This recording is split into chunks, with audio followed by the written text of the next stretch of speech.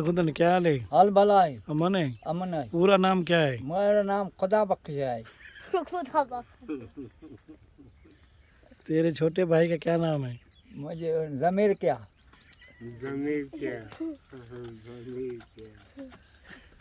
कितने भाई थे? भाई 4 होते हैं। 4 भाइयों के नाम बता। एकड़े अरबाब खान है, हाँ बेजा तालिब खान है, हाँ। त्रेजा जमीर खान है, चौथे या खुदा बख्श खान है। अच्छा, शादी क्या होती है? शादी के 15-20 साल के थी गया है। शादी छा के चवंदा आहिनि? शादी ज़ाल खे चवंदा आहिनि। शादी शादी शादी शादी ज़ाल खे चवंदा आहिनि। शादी कईसीं त शादी हाल थींदो आहे त शादी कई बसि अरमान अचे हाणे हुनजी शादी जी कोन्हे।